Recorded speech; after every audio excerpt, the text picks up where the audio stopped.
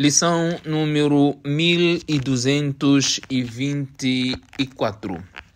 Bismillahirrahmanirrahim. Alhamdulillahi Rabbil Alamin. Wa usalli wa usallim ala Rasulillahi sallallahu alayhi wa sallam wa ala alihi wa ashabihi ajma'in. Azka salatan wa atammu taslim wa ba'd. باب إذا شك في الحدث. وبسند المتصل منا إلى الإمام أبي داود سليمان بن الأشعث السجستاني رحمه الله قال: حدثنا قتيبة بن سعيد ومحمد بن أحمد بن أبي خلف قال: حدثنا سفيان عن الزهري عن سعيد بن المسيب وعباد بن تميم عن أمه قال: شكي إلى النبي صلى الله عليه وسلم الرجل يجد الشيء في الصلاة حتى يخيل إليه، فقال: لا ينفتل حتى يسمع صوتا أو يجد ريحا. وبه قال: حدثنا موسى بن إسماعيل قال: حدثنا حماد قال: أخبرنا سهيل بن أبي صالح عن أبيه عن أبي هريرة رضي الله عنهم قال: عن أبي هريرة رضي الله عنه أن رسول الله صلى الله عليه وسلم قال: إذا كان أحدكم في الصلاة فوجد حركة في دبره أحدث أم أو لم يحدث فأشكل عليه فلا ينصرف حتى يسمع صوتا أو يجد ريحا. Estimados irmãos e irmãs, assalamu alaikum wa rahmatullahi wa barakatuh. Na lição de hoje vamos falar acerca da regra relacionada a quem duvida de ter quebrado ou não a ablução.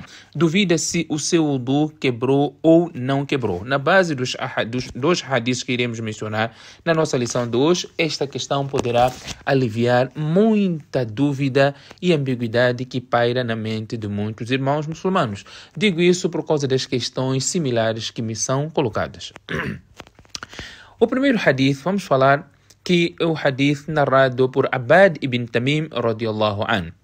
Ele narra do seu tio, ele diz que Shukia ila Nabi sallallahu alayhi wa sallam. Foi apresentada uma queixa, uma dúvida ao profeta sallallahu alayhi wa sallam acerca do indivíduo yajidu shay fi salat hatta yukhayyila ilayh. Acerca daquele indivíduo que dúvidas pairam na sua mente, não é? Como se algo tivesse acontecido com ele, ou como se ele tivesse libertado gases. É uma dúvida que paira na mente dele, não é? Não tem certeza se efetivamente ele libertou gases ou não. Mesmo até estando no salat, este tipo de coisa acontece. Então o profeta sallallahu alaihi wasallam diz: "La yanfatilu hatta yasma'u sawtan أو يجد ريحا". O profeta sallallahu alaihi wasallam diz que ele não deve cessar ou não deve abandonar o seu salat a menos que ele ouça um som ou sinta um cheiro de que ele efetivamente quebrou o seu wudu.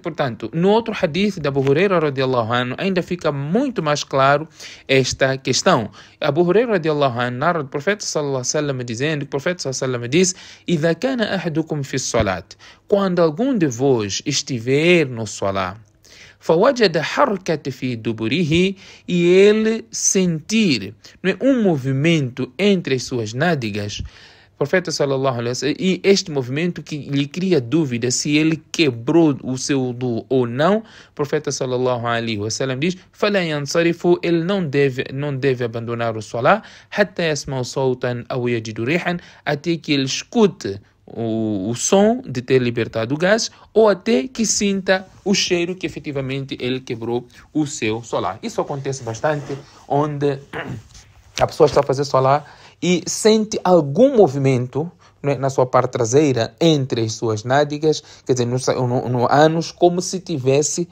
libertado gases. Mas na verdade ele não libertou gás, é algo que paira na mente dele, não é? E ele fica nessa dúvida no salat. Então o profeta sallallahu alaihi wasallam, para eliminar esta dúvida que surge na mente das pessoas, o profeta diz: a pessoa não deverá abandonar o salat, mas sim deverá continuar até que ele tenha certeza de que efetivamente ele quebrou o wudu. Então como é que ele vai ter a certeza? Ou escutando o som quando alguém liberta gases, ou sentir o cheiro no salat, que efetivamente quebrou o wudu, aí ele deverá abandonar o salat e não simplesmente abandonar porque isso lhe apareceu na mente. Muita gente tem esse problema do waswasa e ficam a abandonar o salat, a repetir o wudu continuamente, enquanto não quebrou a sua ablução. Aqui o profeta sallallahu alaihi wasallam fala acerca da certeza.